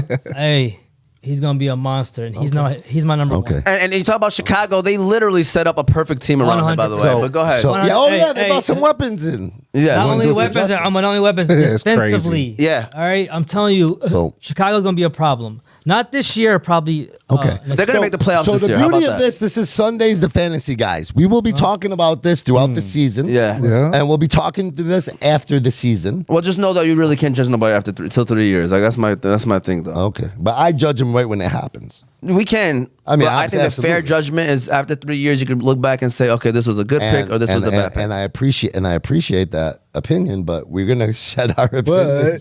Dude, we want to shed our Trust me, I put it like this: Caleb Williams, get him in your fantasy teams. Put it like that. But here's my point. Wait, though. draft In pick. year one. But here's my point, though. But you guys are right. You're absolutely right, Omar. They set him up. They did, though. They set him up. They did. So they're coming to make him look good. Exactly. They're going to make him look better than he really is. No. What? We could talk about this. Man, I don't know. All right, I wonder anyways, why. yeah. I'm going Caleb number 1 for me. I'm going number 2 to Washington. It's gonna be Daniels. Okay. All right. Number 3 to the Patriots. They're going Drake, man. I'm going Drake May. You know you don't have to go where they going to. This is your personal rankings. I know, but Okay. I'm just doing it. I do. He's the I coach. do- He does his All right. homework. I do see this. I do see this happening. By the way. A fourth quarterback off the board, believe it or not, is going to be the Minnesota. And I'm going to tell you why Minnesota, to me, is the only team where JJ succeeds. It's because Kevin O'Connell. Yeah, there you go. I mean, All right. and I've heard a lot about JJ going to Minnesota, and that could Kevin- be a very good yes. fit. Yeah, That can make him the most successful. Yes. Because JJ anywhere else Yes. doesn't work. Because Minnesota is also on a rebuild, by the way. All right. And to be honest with you, that is a match made in heaven to me. You know, as far as. They need to give JJ to the Coach. Bengals. And then I'm going. What? No, they ain't going to no Bengals. I'm going after that. I'm No, going. Justin Jefferson. I mean. Oh, he mentioned Yes. Okay. Bo Nix. number All 5. I'm going Jefferson, Bo yes, Nix. Mr. You're small. Yes, All right. Mr. Jefferson. All right. That's respectable. I mean, I'm very similar to his. I know I got Caleb, I got Jaden Daniels, I got Drake May, but number 4 for me is Michael Penix Jr. Dog. Oh, we forgot about the I lefty. cannot believe. Again, this is one of those. I don't know. I mean, I don't know as much as other people, but I know that he has an injury history. But dude, this guy throws dots. He throws dots, and Washington. Like, he had some good receivers, but it's where he was placing the footballs to those good receivers. Like, to me, Can we say that about Caleb? he passes the eye test. Heck yeah, we can Oh, say that yeah. about Caleb, Absolutely. man. We can't. We can say that about Dots. Caleb. Even when he's off the Dots. run, he throws dots. Dots. Dude, Caleb Williams is a mixture of Aaron Rodgers and... So what was the downfall? What was the downfall to his success? So 2 seasons It ago, Bro, was the USC defense. final score was 55 to 50, Look, it's 58. because the Pac-12. What are they called? The now? Pac-12 is not a defensive league. It's like the Western Yeah, Conference exactly. in basketball. He was balling in Oklahoma, though. He was balling in Oklahoma. Yeah, then why? Yeah, and he was pulling games off. Then all of a sudden, Yeah, but it wasn't. I mean, that's the team. Obviously, you don't. but the quarterback is Yes, the- and I that like does- CJ. See, the quarterback deserves. God. The quarterback definitely deserves some judgment. The quarterback deserves some judgment for sure. But I love all y'all. I do have to run. Thank you so much. We'll connect. I'll get you information. Omar, that's what I love. This is what we got to get. for sure, This is why people love Omar and AB on the show. Yes. And Moti, because Moti. brings the coaching. All right, Brings the guys. coaching. Okay. Shout, man. Shout out to AB Abraham. I appreciate y'all. Hey, we got something now that we can look forward to now, AB, with the Caleb Williams talk right now. more than that. I'm glad we got a chance to say this right here. But going back to my, I'm gonna put my picture. There you go. So going back to my situation, I got Michael Penix at 4, and then I got JJ McCarthy at 5. I like the guy, and I think that would be a match made in heaven for him to play under Kevin O'Connell. But I do think Michael Penix Jr. is not getting the love he deserves. And I could see the Raiders getting him. I could see the Seahawks. Geno in his last year. Maybe have him play under Geno for a year, and then compete with Geno, and then maybe even take his spot. Seattle. I can see that. I can see Denver. But I can see Denver maybe getting Bo Nix, though. I think they like Bo Nix. But to me, Michael Penix Jr. is that guy. Like, for some reason, we've always doubted him in college. When he was in Indiana, he was balling. And then when he went to Washington, people didn't really, look too far into that, and he did his thing. And he's just one of those guys that's going to always have a chip on his shoulder. And I like those kind of players. Yeah. As a coach or a GM, I'm a big fan of getting those kind of guys in the locker room because, and you talk to people, he was a great teammate. Great teammate and a great leader. And that's what you want in your quarterback position. You can't judge history. You can't predict injury. Right. And if that ever happens, you can't really judge that. But I think if he's healthy, you're getting yourself an NFL quarterback and Michael Penix Jr. And to me, you're hitting a lick because, you got all these quarterbacks going in the first 3-4 picks. You could be that team that just sits back and get yourself, your franchise quarterback, but not having to move up or anything. So, and these mid-tier teams, they were only like a quarterback away from being competitive too. Yeah. So, you could get your guy. But that's my rankings right there. Yeah. I ain't even got no mentions, man. But I'm going to say number 1 probably go to, I do like Caleb. He's very versatile. Yeah. Even though the statistics show not, he's, I would, if I was a GM and I was in that position, I'd be like, all right, let's go ahead and throw him number 1. But we already know where he's going, so it's like, yeah, that's what it is. It's a good fit for him. Yeah, it's gonna be a good fit. Trust me, man. I'm not even happy about it. I want to root for him, but it's like he's going to Chicago, man. He's going to Chicago. I'm so mad about that, and they got another pick in the top 10. So, man, Chicago's gonna be a problem. Green Bay's gonna be a problem. Who they think they're gonna pick the second pick? I think a lineman. Probably lineman, yeah. They're gonna go a lineman just so he can load up. I mean, I know he said that, but bro, the Chicago, they're doing it the right way too. Like as a Lions fan, we know what's going on in Chicago. They're doing it the right way too. They're building. They're getting those draft picks. They got the right people in the place. And now look, they probably got the best 1-2 tandem in the NFL with DJ Moore and Keenan Allen, top 5 for sure. And they're doing it the right way. They got a good running back room now with Swift, Herbert, and Roshan Johnson. So they're solid. Yeah. They're solid. So that's something to look out for. The Bears. I don't know if anybody else have any more NFL talk. We're gonna run our last ad, and I know we said we're gonna talk about the NBA, but we're gonna just quickly give our predictions. Maybe a dark horse team. I don't know how much of the NBA you guys are familiar with. We could give a dark horse team, and then who we really think is gonna make it to the finals. All right? Because by the time we have our next show, it's gonna already be NBA play. I mean, it starts this weekend. Yeah. So. Yusuf, let's go ahead and give a shout out to Hanley, man. Let's give a shout out to Hanley right now, and then we'll keep things rolling. So shout out to Hanley. Yusuf, you seem like a pretty smart man. What elementary/middle school did you get promoted from? The one and only Hanley International Academy. Hanley International Academy is a school that treats every student and staff like their own family. It's even in their vision statement, educating your child like our own. Their location is 2400 Denton Street, Hamtramck, Michigan. Their phone number is 313-875-8888. The academics there are great. The athletics there are great. Thank you to the staff and administrators at Hanley for educating our leaders of tomorrow. So none of y'all Pistons fans? Oh, I am actually. I'm a new Pistons fan. No. I'm excited to say that, man. We don't have professional teams in Kentucky, man. Reason why I'm a Bengals fan is because my close friends to the family. Craig Guyz, got drafted there. He played ball at UK and all that, and I became a Bengals fan. Then I was a Cowboys fan as a kid growing up. Of course, the era of the American team era, Emmitt Smith and Troy Aikman and, the big 8-8, you know what I'm saying? But Michael Irvin. But what was so you're from Kentucky, like what was like the local network showing during football games? Like what would be the teams? Kansas City? No, it was Cincinnati. We saw a lot of for some reason, we did get Dallas. A lot of Dallas games, of course. They always on TV. Why y'all always on TV? Gary. God, Money. Man. 16, man.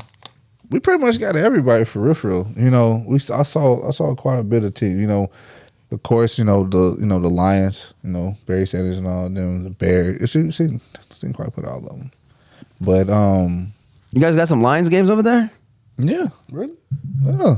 I seen, yeah. Reason why I seen it because I can remember because the turf it was very light. Yeah. You know what I'm saying? That's how I remember. I remember the teams that I watched play based off the stadium. Yeah. You know what I'm saying? Interesting. So one of the things that are happening today, first of all, it was a crazy last Sunday for NBA games because there's so many play seating situations, playing game situations. So we can't really even look at matchups right now. But if you were to say a dark horse team from each side of the conference, going with you, Motzi, who would you say is a dark horse team in the East and then a dark horse team in the West? It's like probably a dark horse would be, probably not top 3 favored, I would say maybe. Maybe 3 or 4 favorite team or whatever, but go ahead. Yeah, I'm gonna start off with the West. I'm going my boy Bron, Lakers. Definitely. I feel like they're starting to put together. Guys are getting healthy. They finally have the right rotation in now as far as starting 5 and guys off the bench. Everybody knows their role better now. I like the Lakers in the West. I'm telling you, as dark horse. They got to win today to get that 8th seed though, so that they don't have to be in the awkward 9 and 10 seed game. Mm-hmm. Yeah. For the East, I'm gonna go Miami. Dang, you got my picks, man. Both? Yeah.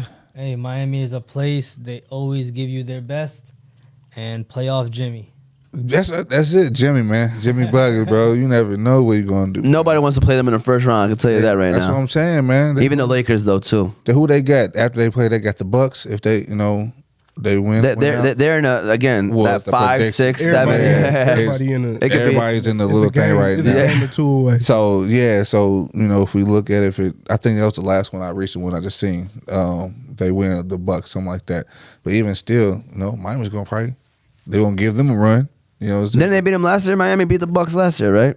I think that's who it was. Miami shocked the Bucks and beat them, and they bullied them, beat them. Not even like I'm in playoff. Playoff buckets. Playoff Jimmy. So you got Miami and LA. That's where your dark horse teams. And yeah, because the reason why piggyback off of the LA statement, like I was watching the game the other day, like LeBron, like my man is like God bless, 40 years old, like he's playing like he's like 20, 25, like GOAT. And like Is he a GOAT? He is going to play. He's going to play very hard and aggressive in this playoff run, and he's going to make sure his son is going to be on the roster with him. Facts. He is both of his sons. Both of them. Both. He's definitely in the GOAT conversation. I ain't going to ignore your question there, but he is in the conversation. I wouldn't say I'm a Bron fan, but I do respect Bron. I do like Bron, but some of his antics, I could be like, all right, bro, chill out. Just like Draymond Green, his antics, I don't know why he wanted to play the villain so bad. I don't know why, but he grew up in Detroit. Watching the Pistons, man. You got DJ, it, bro. LeBron GOAT. I mean, yeah, but see, the thing is, my statement really wouldn't hold any weight because I'm not a basketball guy. Yeah. But Okay. if you want to say who, he a GOAT because he got the all time. He got the accolades. He got the lead in scoring. So I feel like at the end of the day, you gotta anybody in that conversation, you will lose because he holds that title. Yeah, I always like to ask this question to 2 different generations. You know what I'm saying? Yeah. So who you got dark horse teams for both sides? In the East, I got Indiana because I just like how they've been playing this year. I like how they've been able to bring that Indiana basketball back. And then I got the Mavericks. Well, I'm gonna let's see. I was gonna go Miami, but I might as well just pick someone different. I'm gonna go with the Orlando Magic. I think they're playing really well. I know they're young. They gonna get over that hump? You think they gonna get over that? No, I don't. But I'm trying to pick another team. They got one more. They got one more year. Yeah. to They be got in one that. more year. Yeah. Because you got to think about it. Everybody is still new, even though they got a couple. You talking about maybe 2 to 3 years. Nobody's really. Ain't nobody, man. Orlando ain't made noise in years. They don't got a 10-year vet. What I'm saying? And I think not only one more year. I think they got one more. They need one more player to because they got a lot of good players. Exactly. You know what I'm saying? They got a lot of good players. Bankero to me is their best player. Then you got Franz Wagner, who's solid too. But I think they need one more go-to guy to make them complete. But I'm just gonna go ahead and pick Orlando. But I do like Miami. Miami to me is the team nobody wants to play in the East. On the West, I do got Dallas. You know, and I want to say the winner of Dallas and LA Clippers is gonna be very tough to beat. Absolutely. If in order, again, seeding matters so much. Like, it's hard for us to sit here and pick a team because Dallas doesn't want to play Denver. You know what I mean? Like, to me, like even like the Lakers don't want to play Denver. Like, there's certain matchups where like teams would work a lot better. Like, if Dallas can find a way to not play Denver to the Western Finals, good luck trying to beat those guys. Absolutely. Even the Clippers, you know? No offense to OKC in Minnesota, but man, having to see that you might have to play Phoenix or LA or Golden State in the first round. Yeah, that's not. And they got no really, they don't have that experience. And then whereas Phoenix, LA, those are good games to play in the first. man, and- that's tough. And like OKC was probably my second pick for that dark horse. They was young, but at the same time, they go getters. I love OKC's San my favorite Antonio, team. the Kings, go getters. I think the Kings are gonna be done though, man. They had two think they're major done? injuries, man. They had No.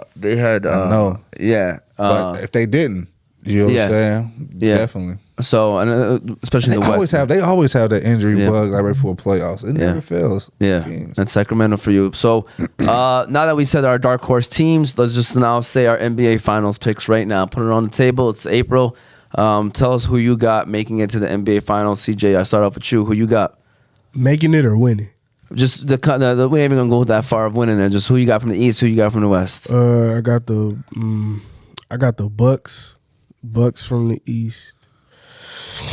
In the West. I mean, yeah, we like the Lakers, but Jamie Giannis is different. I don't know, man.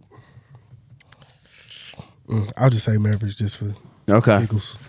Who you got, Coach? You said Mavericks and Bucks? Mavericks and Bucks. That's a decent matchup. I like the Lakers and Bucks. I personally got the Celtics and the Nuggets. I'm gonna go with Nuggets because I'm gonna go Nuggets because they are they're the champs. So like, and they pretty much got the same team as last year. So you're gonna have to prove me that some other team can beat them. Can I tell you one? Yeah. Okay. Yep. So I want Bucks and Nuggets. Bucks and Nuggets. Bucks and Nuggets. I got Celtics and Nuggets. That's my answer. But I don't think the Celtics going. I don't think the Celtics is going. They solid, dog. They're solid. They're They were loaded. solid last year. They made changes though. significant changes. Yeah. I can't wait to see it. They went. Playoffs is different though. It Playoffs is. different. It is. That's why they made them changes. They didn't get one I of the, get you. a top 10 defensive for regular season. I tell you what, though, Boston does not want to play Miami in the first round. I can tell you that right now. That's definitely what not. They don't want them problems. Even though if it even came their down to roster is it, so much better than Miami's. It's just something about Miami. It's that Miami, scares- they Let's get out dogs, coach bro. my man. Yeah. Missoula. Yeah. Who you got, Moti, in the finals? I got Celtics and Lakers. Old school. Oh I man, like the Celtics. And that's the next matchup. Old school. Lakers don't want to see Denver in the first round either, by the way. I just want to tell you Hey, that. You know who's gonna knock on Denver? Phoenix. really? Phoenix gonna knock. I think that's a good matchup for Phoenix. Phoenix can, obviously nobody's gonna stop Jokic, but Phoenix is the type of team they're just out there to outscore you. You know what I'm saying? Like they're trying to outscore you. Yeah, so but that hurt you though.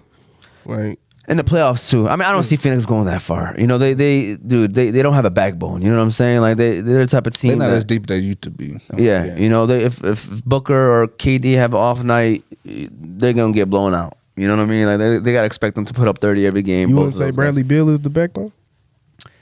He's the new piece. I don't like Bradley Beal there. Why? Why not? He just feels out of place, man. I was just about to say he is kind of out of place in Phoenix. Yeah. Because you've seen him He's somewhere passing for on so shots he long. usually takes, and I'm just like, that's not his game, man. Yeah, Because he don't gotta That's be book he don't show. gotta be the he don't gotta be the man. You gotta think where you come from. So he had to take those shots. Now he can kind of just all right, cool. I see then also it, but you got KD out there like, hey, yeah, you got Booker, KD. You got decent big. I don't know. There are three players to me that need the ball in their hand, in my opinion. yeah. Yeah, like I said, nobody wants to play them though in the first round. Phoenix, LA, or Golden State, and two out of those three teams will be in there, and the 1 and 2 seed right now are just sitting back there like, man, we're gonna have to deal with those. So what's your thoughts on Golden State right now?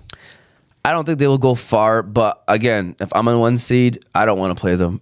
You know what I'm saying? I just don't think that they would go far because to me, with the Draymond situation, that locker room is not what it used to be. You know, and he's part of the problem. You know, I'm a state guy, and I'll say this straight up.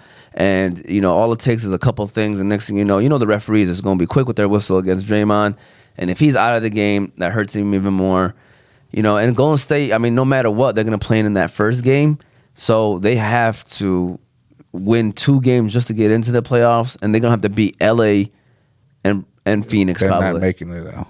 Yeah, so I see Phoenix and LA with their legacy is done. Yep. Well, they're gonna have a lot of pieces that people could pick up. Absolutely. Most definitely. You know what I'm saying? Hey, There's Pistons need it. Pistons need it. right? Give us Klay Thompson. Draymond. Draymond, come You on, want please. Draymond? Come on, Draymond. Yes, I'll take Draymond. No, I want You him got to. Duren, you got No. Draymond. he gonna have more time on the bench than he gonna have on the court if he come here. Because he He doing that now. He might as well come on. Though, like you got to think that's like putting a rabid dog with. You know what I'm saying? But it's gonna bring that old school Detroit But it's basketball, not bad old school boys. NBA no more. Facts. You right. This is 3 points. We need that identity. You just We need want a to bring that. freaking layup. What we talked about at the beginning of the show, culture. They didn't bring that. Just bring that. The coach Dog. is already Culture. here though. You can't. Him and What? Isaiah Stewart. I mean, And the one thing about the Pistons, they're not getting They building. demolished. They They building. losing. They building. losing. They losing No, games. they building. They definitely playing hard. They losing games. They got But building blocks. they tried to get Victor, so that's the only reason why it's kind of like they kind of hurt off that because that's really like that's what most people are saying. Like they kind of just took some games off to get that lottery pick and to kind of get it, Bro, not only we didn't get Victor, bro, we ended up getting the 5th pick, man. which was The NBA did us wrong, waste. bro. That's the waste of a season. I Big time. think Big there's time. something going on, some political stuff going on with that. Yeah, and the fact that Victor Wembanyama went to San Antonio. Yeah, it's different. It's definitely some And they political signed things. Pop to a 5-year. It's before the definitely draft. something going on. They were like, Pop, stay for 5 more years. We got you. Yeah, we got you. We got Wemby. We got your next European greatness. We got you, Pop. Just stay. That's funny. With that said, listen, fellas, believe it or not, we already over an hour and 30 into the show. Oh, wow. Time flies.